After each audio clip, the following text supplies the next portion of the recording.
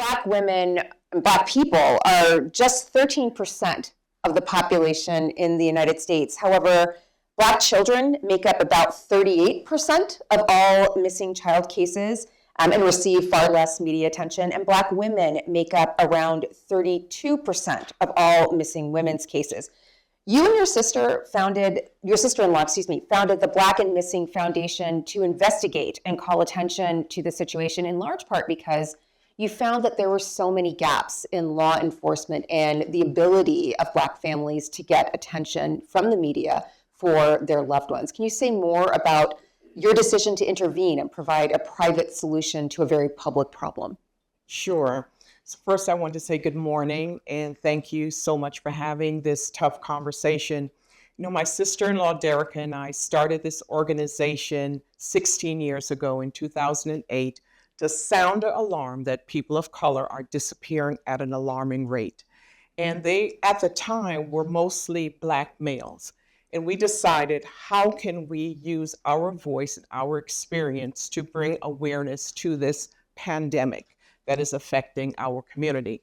And what we found is that the very institutions that were created to help find them, law enforcement, the media, were not helping in any way. We found that many times our girls were classified as runaways, our children were classified as runaways, so they did not receive the Amber Alert or any type of media coverage at all. And the narrative was that they were promiscuous and they were getting what they deserved. The young men were classified as thugs and criminals. And our job as an organization is to change the narrative and for the community to understand that these are our mothers, our fathers, our children that are disappearing at an alarming rate. And how do we help them? And I also want to mention that, you know, a missing person is a homicide waiting to happen. So as an organization, we have to act quickly by getting that media coverage, holding families' hands through this process. You know, many times law enforcement, they're not taking the police report, and it is really impacting these cases. So that's why we continue to, you know, fight for these families. I hate to use the word fight, but we are fighting for them because many times we are their last resort in getting the help and the support that they need. A couple of things that you just said regarding the perceived promiscuity of young Black women, the criminality of young Black men. These are similar elements that we see playing out in the school to prison pipeline, for example, in the disproportionate rates of detention among Black women in the school system. They're just being replicated on a different scale in a different context with life and death consequences. And so these are things that we have already identified as systemic problems that are just trickling out into other parts of society. Absolutely, and we need to peel the layers back. Why are we seeing such an alarming number of people disappearing? You know, mental health is a serious crisis in our community. Our young girls are being trafficked. There's a study by the Urban League, and they interviewed pedophiles and pimps, and they said that young Black girls are a target for two reasons. One, they know no one is going to look for them. And two, if they do, the penalty will not be as harsh if they are found. So we really need to dig deeper. There are young girls that are homeless and in foster care, and no one is really keeping track of them. And they are being trafficked at a very alarming rate. Mr. Butler, your sister Pamela went missing and was one of the women chronicled in this Black and Missing 4-part series on HBO Max. One of the things that you noted there was also the uneven response of law enforcement. And we know that there's tremendous discretion for law enforcement. And in your case, one of the things that was really difficult was that no one could sort of identify where your sister had gone. She had apparently gone missing from her house, but you knew her incredibly well. You knew that your sister would never have left her bed stripped of sheets, and you knew her better than anyone. But you couldn't get law enforcement to hear you, nor could you get the media attention that you needed to call attention to your sister's disappearance until you met with a young Black journalist, Jennifer Donaldson, who brought attention to your sister's disappearance and really raised the profile of her disappearance and eventually led to a resolution in that case. Can you say more about what it meant to have representation in the media, to have someone who could understand your story? Well, it meant a lot to us. It meant a lot to us. You know, my sister went missing, and my first call was to the police department right here in Washington, D.C. My sister lived 2 blocks away from the police department. I called, took them about 30 minutes to get there. When they got there, 2 young police officers came in and looked around and said, well, your sister's grown. I don't see anything that's alarming in here. And I don't think anything has happened. Well, I'm there with my mother, my sister, and my nephew, and we're telling them something is wrong. Sure. And they declined to take a report. One of the blessings in that was that I had actually had a friend that worked in the police department in the same district that my sister lived in, who was a lieutenant. I called him, and he told me, he said, Derrick, I'm not at work right now. He said, but I'll be there in about 30 minutes. He said, and I'll come around and take a report. And I want the officer's name who did not take the report. So he came, and he took the report, and he said, I can guarantee you that the ball will not be dropped in this district as long as I'm here. He did a fantastic job making sure that we got coverage and that the news media was there. However, he did not control the homicide department. The homicide department was a different division, or even missing persons. And the homicide department couldn't get involved until they actually could identify a body to say that there actually had been a killing. So there was a real, like, not being able to recover her body was an issue in getting the attention that you needed. Well, that's normally the case. Okay. Immediately after looking into the case, and I think he had a lot to do with it, the friend of mine that was a lieutenant, they got involved. Homicide came the very next day, cleared the house out, and told us that we couldn't come back in. And they actually held my sister's house for about 4 months. And did a lot of work. However, the guys that did the work didn't do it properly.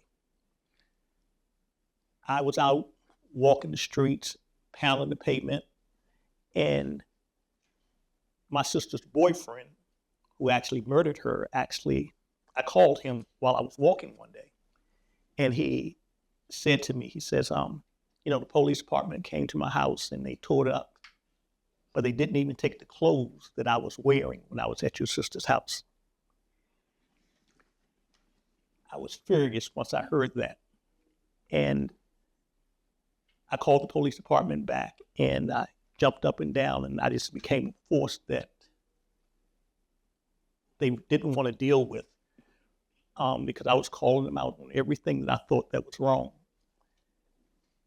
The news media got involved right away. Local news media got involved right away. You're talking about a young Black girl that went missing, and I was calling them, and I'm telling them, this is just a Black girl that's missing. I know you all normally don't do anything about it, but I want to hear it on the news. One station picked it up, and it just went all across the city. And it stayed on the news up until the time that my sister's case was solved. However, that's not the case normally when people of color go missing. And we did not get any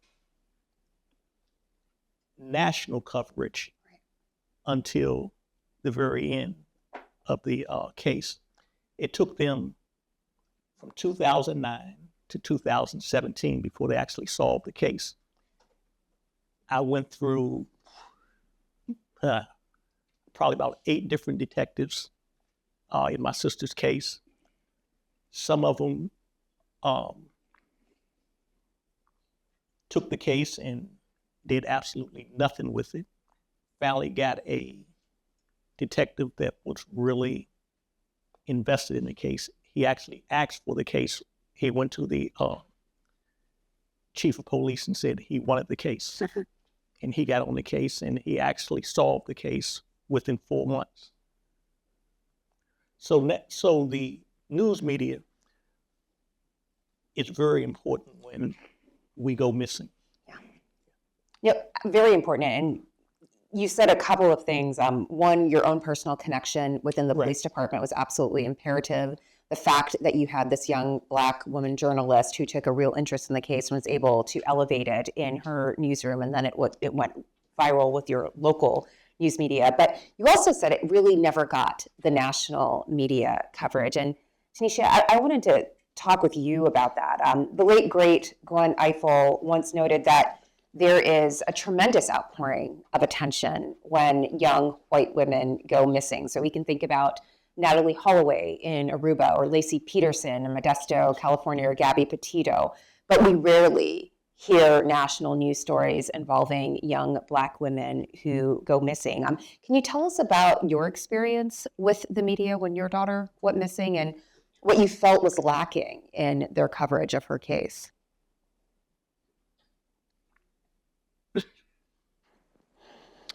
When my daughter went missing, it was difficult to get the media involved because they had to get direct clearance from the police department. And so the police weren't searching for her. Just so happened that a news reporter decided to air her on their Facebook page, just, like the news Facebook page, and then another reporter interviewed me, but that reporter leaked the video that I didn't share with anyone except for the National Missing Exploding Children. I shared it with them because they were actually helping me with advocacy and like making flyers and things of the nature that the police department wasn't doing. And that news person, she leaked that video to the news and of my daughter leaving with a backpack, and it kind of, I believe it just like made the community think like, oh, this girl ran away for a reason, And so it wasn't very helpful with the search for Joniah. But another news reporter came in and I thank God for her because I didn't know she was going to do it, but she called the police department out and let them know that, hey, we know you're not looking for Joniah, and got me connected with Natalie Wilson here. She got the word out that my daughter had been missing for some time, and a lot of people didn't know because the news they weren't sharing it. Like they'll briefly put it on the news for like maybe a minute segment or less, and if people saw it, they saw it. But if you blink, you'd miss it. So it wasn't a lot of coverage for her, and just in my local neighborhood, it wasn't. And this is in stark contrast to these episodes where young white women go missing and it's on the Today Show and Good Morning America, and people fly to Aruba to help look for Natalie Holloway and put up posters.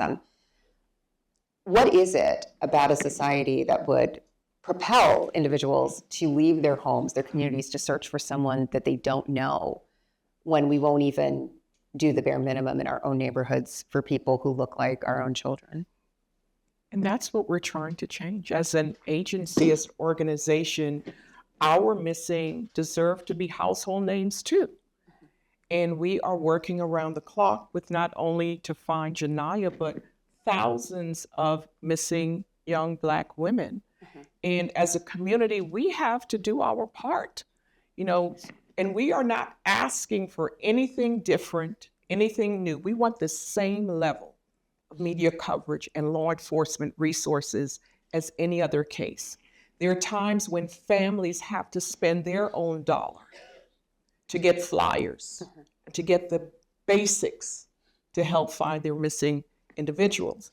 And we coach families, how they should interact with the media. Sadly, if they are upset or emotional, they can't be. I tell mothers all the time, you cannot be an angry Black woman because you have to connect with that audience. And it's so disingenuous of me, and I'm getting emotional, that I have to tell a person to stifle your emotions so you can connect with the audience to find your daughter.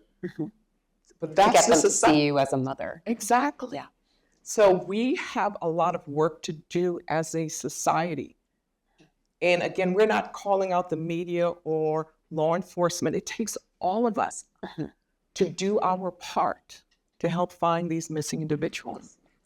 So, Shakyra, a big part of the puzzle here is this question of online grooming and human trafficking, and African American girls are disproportionately represented in that population. And the fact of that often means that when young Black women go missing, the automatic assumption is that they've left volitionally and that they are prostitutes or involved in the sex trade. Can you clarify some of the connections here and maybe link it to other institutions where young Black girls are disproportionately represented as well? Thank you for the question. So in my bio, I include that I'm from Cleveland, which is really important. And it's important because that's the city where I grew up in. It's where I raised my daughter. It's also a city that had 2 serial killers. One of them was a man who ended up killing 11 Black women. Look. And I'm in this space evoking the name of Vanessa Gay. Vanessa Gay was one of the women who actually survived. She called the police, told the police what she saw in that home. And they told her, we don't have time to come get you. You need to come to the station. Good. That was halfway through the 11 women. 5 women were killed after that. When this man was arrested, Vanessa just so happens to be arrested as well. They're in jail at the same time.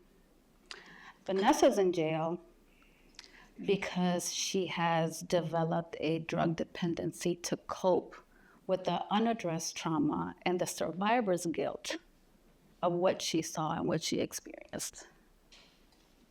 Eventually, she keeps on speaking to folks at the jail, and it comes out that Cleveland has untested rape kits dating back to 1950. That is not an anomaly at all. The families of these women not only went to the police to file missing persons reports, and they were all rejected. They were unable to file a missing persons report. In fact, the families of those women applied for victims' compensation on behalf of their children. They were all denied because these women were characterized as sex workers or drug users. So it's not only in our life, it is also in our death that our victimization is rejected. That brings me to something that I stumbled across on. I was watching this documentary that was being done in LA about several women who were being killed and missing. And this documentary, I don't know what the official name, documentarian, came across this term often in reading police reports, NHI, no human involved. Good. And that was used in characterizing human beings whose victimization didn't matter because they were not human beings at all. So when we talk about like the interconnectedness, really at the core is the failure to recognize the humanity of Black and brown people in this country. The fact is that us being missing, us being separated from our families has been very intrinsically part and woven into multiple systems. So it is no surprise that we have policies that fail, that we have funding priorities that prioritize our criminalization for minor offenses, but fail to support us when we are victims. It is no surprise that you see much more coverage about minor crime in our communities, but not major things such as murdered or missing in an effort to find us. Because we are designated in many ways as rapeable, killable, kidnappable. At the end of the day, that's what it is. And we see it in our policies every single day. I am the Chief of Shared Safety for the Alliance for Safety and Justice. We work very hard to change these policies, to change funding priorities. The last panel spoke about families having to leave their jobs to recover not only from the victimization and the disregard, but to try to do the work the government is supposed to be doing, right? We're advocating for safe leave for victims of crime and their families. We advocate for trauma recovery support for victims of crime and their families to heal post-victimization. We advocate for investments that prioritize intervening in crisis before it comes crime, right? But at the end of the day, we have to acknowledge that this is very much intrinsically part of our society. The fact that some random law enforcement officer has a discretionary ability to decide whether or not resources are spent on looking for a child, a woman, anyone, we cannot be surprised at the very horrible murder clearance rate in this country and the very high plea rates in this country for very minor things. But it is about priorities. Because we are not viewed as human beings, our bodies and our existence are prioritized for the punitive, not for the help, not for the support. There comes with this internalized shame that we carry from the experiences, from being disregarded. It's not only the victimization, it's like that second wave of disregard. It's the second wave that hits really hard when I'm reaching out to you for help and you don't believe me, or you don't care to believe me or my family. But the power that comes in sharing every single detail that you unfortunately have had to survive through is important, because we are human beings and no one walking on this earth can take that away from us. We have, and it's actually demanding us to be superhuman, that in the thralls of the most traumatic experience of our lives, we have to remember every systemic disregard that we have experienced and to call it out as wrong. We should never have to audition for humanity. And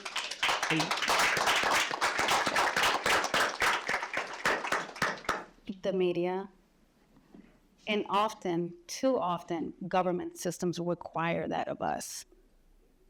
But resiliency and the efforts of families and your leadership, despite your pain, is how we get changes. So, Channyn, Shakyra's talked about the multiple kinds of intersecting identities and how that can compound and maybe even exacerbate vulnerabilities. Can you say a little bit about the way in which trans persons are uniquely vulnerable in this system because of some of these institutional responses and the very physical danger? Of course. Well, good morning, everybody. I'm Channyn Parker. I'm here from Chicago. So again, thank you all so much for having me. Oh my goodness. I'll tell you something. I'll tell you a very quick story. Last night I was walking to Safeway. Uneventful, right? I walked past a group of young men. Again, thankfully, a very uneventful experience. They speak, I speak. But all I can think about is Isla Nettles, who was walking down the street in New York. And a group of men who were also speaking to her suddenly identified that she was transgender. And they beat her to death. So on that uneventful walk to Safeway last night, all I could think about was, oh God, please. I like to make it back to my hotel room. Mm-hmm. My mother would like me to make it back to my hotel room. Because again, so many of us on routine walks to go get grapes, like I was doing, do not make it back safely.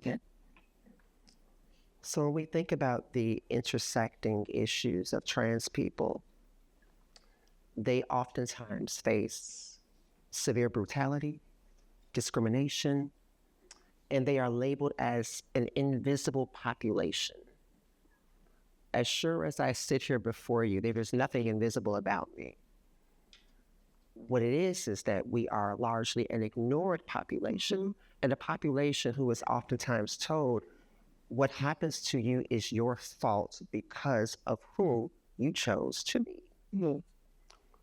When we think about the young lady in Detroit, Kiana, who in 2018 was murdered by a pastor, again, her murder was because this individual did not want his attraction to her, his involvement to her exposed, and therefore he killed her.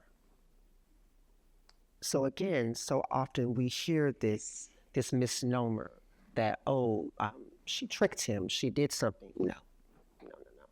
Furthest from the truth. In Chicago alone, there have been 24 murders within the past decade. Now, you may say that that's not a lot, but for a tiny subset of a population, that is huge. And within 20 years, there have only been 2 murders solved, one in 1999 and the next one in 2018, who was Dejanay Staten. These murders in Chicago alone of Black trans women have become so pervasive that Black mothers on the south side of Chicago have a yearly picnic in commemoration of their murdered Black trans daughters. Because again, oftentimes outside of within our community, our Black community, there is this belief that, well, trans issues are that's not a Black issue. Yes, it is, right? So when we're talking about discrimination, when we are talking about the lack of access, when we are talking about so many things that exclude trans women from being able to secure safety, yes, trans women oftentimes end up in harm's way for reasons of survival, not because of reasons of intention or wanting to. And I'll close out by saying, I really would like to dispel this idea that somehow what happens to trans women is their fault. So often, it is done by the hands of men who do not know what to do with their attractions. And therefore, they heap harm and murder onto these individuals. So often has been done to individuals who access the services that we provide at Brave Space Alliance. I'd also like to say, because I'd be remiss, I'm from a small suburb, grew up in a small suburb called Park Forest, Illinois, and there is a non-black trans woman by the name of Jerica Laws. Jerica Laws is not a trans woman. She is a Black woman who has been missing since 2018. Nothing has happened. And it's important for me to say that because as a Black trans woman, I will lift your name up and I will say your name, regardless of your identity, regardless of who you are. But perish the thought of something happened to me, I don't know if that same reciprocity would be extended to me. Okay? So I just want to say that Taylor Casey went missing in June of this year. And her parents were so afraid, her mother was so afraid of disclosing her identity because they felt once she did that it would be disregarded.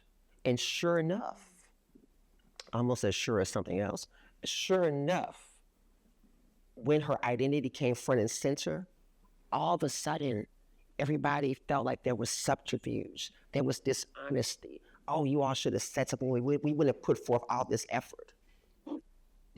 This is somebody's child. This is someone's child. And we began to hyperfixate on her identity as opposed to somebody's baby is missing.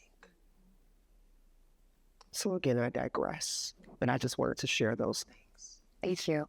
And if you don't watch MSNBC, I'm just telling you now, anything that comes up in society, I'm going to find a way to connect to the United States Supreme Court. So this is that. They have blessed the idea of broad discretion for law enforcement communities. And in situations like this, where you're dealing with a confluence of systemic responses to particular communities, that discretion can have real consequences. Can any of you speak to the way in which law enforcement discretion has shaped the way your cases were investigated or not investigated or dealt with, and the response with your family? I can definitely share. My daughter Joniah Walker, she was 15 years old when she went missing, and when I went to the police station to tell them that my child was missing, I was hit with direct condescending comments like, "Oh, she's not a child, she's a teenager," you know, and she's still a child. She's 15. She had just turned 15, so I didn't understand why that was even a comment. I just thought they would Amber Alert her right away, or, but they didn't. And so I never knew that they could discriminate on age. Being a teenager, that was eye-opening to me. And the fact that, and that was before I even shared the video. That's before I knew she had a backpack that she had left on her own. And so when I found out she had left on her own, I'm like, okay, she was lured away. She was groomed and lured away because there's nowhere else that she could go. They're like, oh no, she ran away. She ran away. And where could she have gone? It's been 2 years that she could just run to and be so safe and happy. And they're still not helping. They're not helping find her.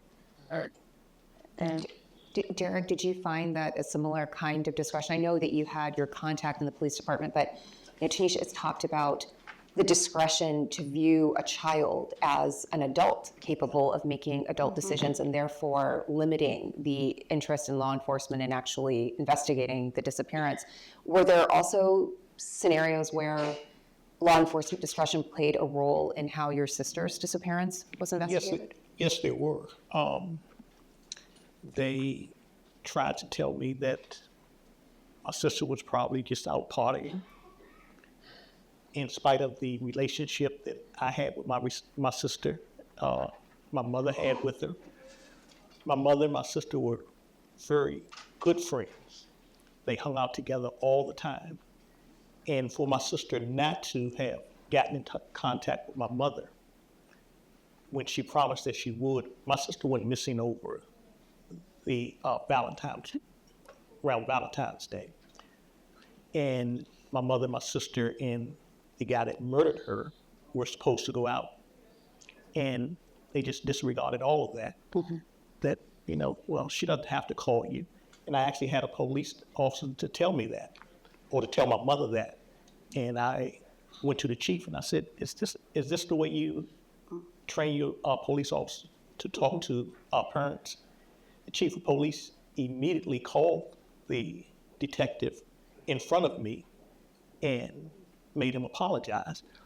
We're just marginalized all the time when it comes to things like this. And some kind of way we have to break that mold where we don't matter. So, yeah. I'm sorry. Go ahead, Shakyra. So one of, a few years ago, my house was broken into. I went to a police station to file a police report. And while I was sitting there, a little girl, she was about 16, 17 years old, was giving a report that she didn't want to give because she was uncomfortable with the person she had to give it to, and because she was giving her report in the lobby of the police station which faces the main street. So she's a victim of crime. And I know this because I heard her whole story. So she was at a party. Some girls were going to jump her. She goes outside. This guy that she knows pulls up and says, I'll take you home. He doesn't take her home. He takes her to a hotel where he rapes her for 3 days and tells her that her new name is Rosie. So she's sharing this. She stops and she tells her mother in Spanish, I don't want to be here. I want to leave. And she shuts down. And she says, I don't want to continue to talk because he's berating her with questions. And at one point, the officer slams his hands on the table and screams at her and says, do you want him to get away with this and do this to someone else? I get up and I said, you could give her the dignity of interviewing her in private and having a female officer interview her. He never acknowledged that she deserved to be interviewed in private. He did say they don't have any female officers available to conduct the interview. I contacted the mayor, shared with the situation. The safety director called me and said, yeah, we saw the video. You were right. We reprimanded the officer. I said, what does that have to do with the policy of how you interview victims of crime in the lobby of a police station with somebody who's clearly not trained to engage with a victim of crime?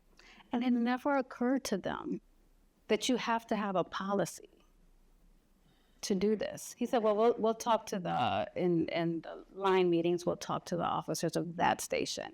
But what about the other 5, right?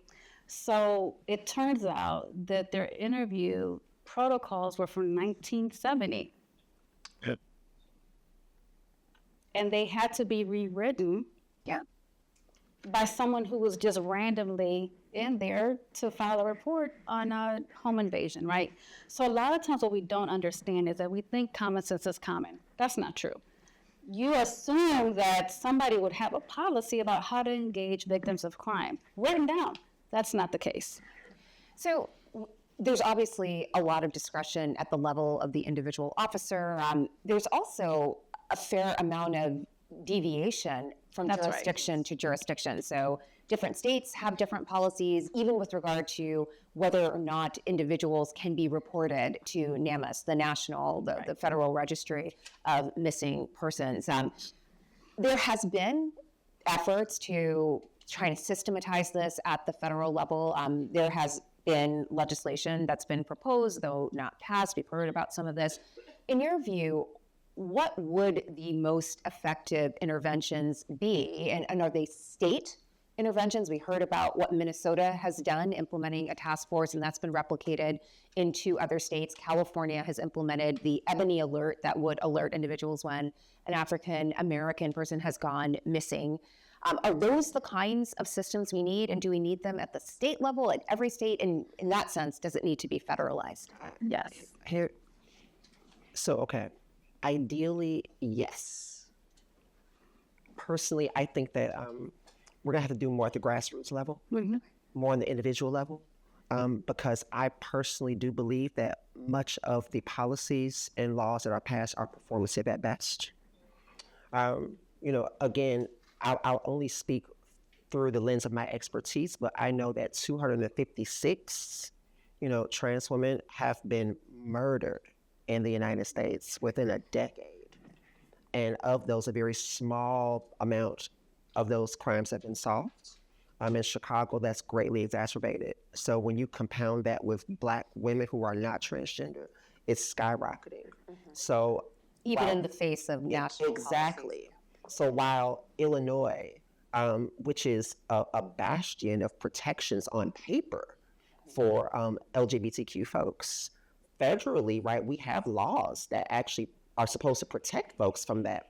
But really, for real, like, how does that really prevent an individual from being missing or murdered? So, yes, right, these safety nets are important, but I do believe that there has to be something on the individual level where we are holding officers and other folks more accountable. Because again, without that accountability or muscle on the ground level, then these are just words on papers that will just atrophy. So, there are, every law enforcement officer has a badge, has a gun, right? They may have a vehicle, right? So we have figured out how to do that.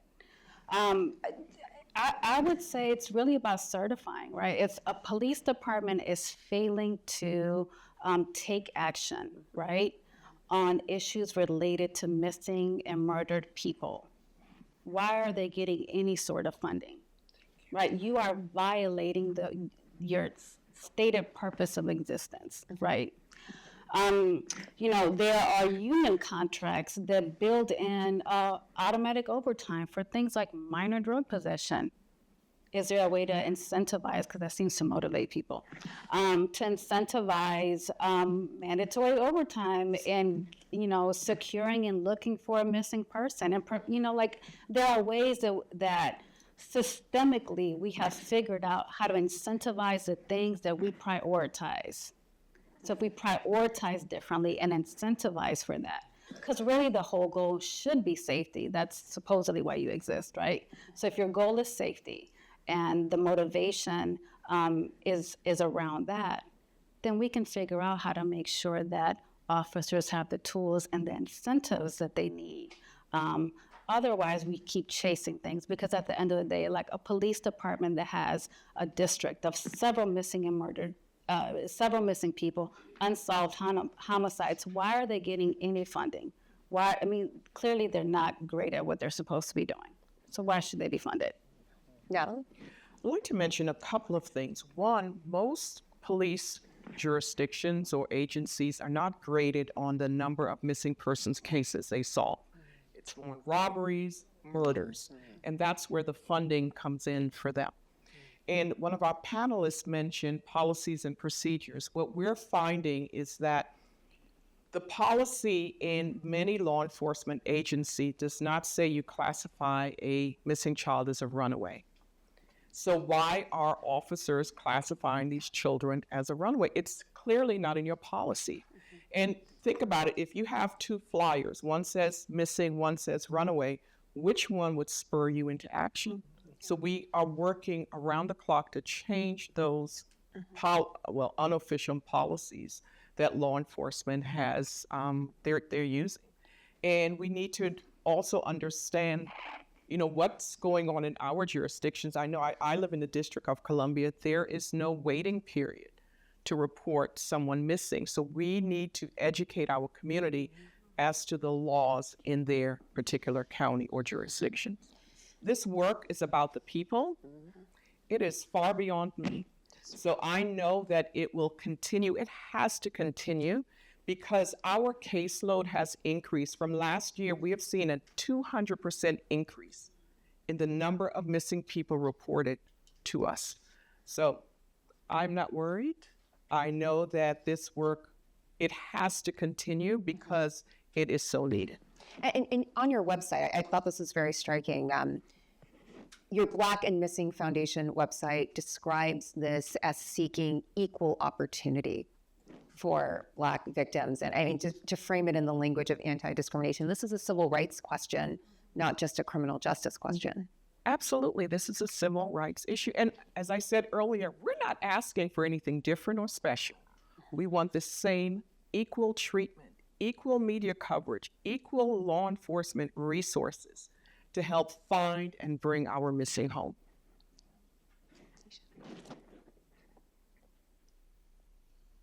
I've been working with Sheila Stubbs. She's a Wisconsin legislator. She's working on a bill to create a task force for law enforcement for missing and murdered Black women, so that there will be a police task force just for people, I won't say color, all people, that's reported missing. Like, they'll have special training, special assignment, to help, and resources for families to help bring our people home, and she's been working on it for from what I'm knowing, like a year or maybe more than a year, but she needs like the bill to be heard on the Senate floor so the bill can be passed into law, and hopefully that happen in the state of Wisconsin. So So state level solutions, even if there may be a more uneven landscape at the federal level. Derrick? You know, I think we should just use common sense when it comes to this. Yes. I'm a retired school teacher. If we really want to make it fair, it's not a good schoolyard fight. All you have to do is get in touch with all the police departments and have a policy that fits everybody across the board. I listen to Natalie all the time. We talk a lot. And if a family in New Jersey has someone that's missing and they have to wait 48 hours or 24 hours, it makes no sense. I know my sister, you know your daughter. If they're missing, they should take a report. It should not be a waiting period. And like I said, that's not a good schoolyard fight. All you have to do is just make it a law. If somebody's missing, we take a report. Just that simple. You know, I believe from what I'm hearing that this incoming administration will spend an exorbitant amount of resources on what they seem to have a hyperfixation on law and order. That's a very evocative term, but we can all imagine what law and order will mean under this incoming administration. Again, I continue to go back to the grassroots level, is that there has to be a we take care of us approach. There will have to be more pathways to electeds and even police administration, and holding them accountable and their feet to the fire of saying, where is our report? Where is our update? Where are we at with this? When is the next time we're going to meet? When is the next time we're going to check in? Again, you're going to have to just become more incessant than folks already are when it comes to these conversations. And again, I know that everybody on this panel and beyond who is not represented in this moment has been absolutely fervent in saying, I am not giving up until you tell me something about my child. You know, believe me, there isn't a single, I cannot imagine that there is a single parent who does not sleep throughout the night without saying, you know, I'm not going to stop until this is done. But again, we have to create some type of pathway where we are not letting up. You know, that's the way that we've done it in our community. That's the only way we've gotten things done, is we would not let up. We continue to be relentless. So I would just encourage folks to do the same, because I do not believe systems are going to be who saves us.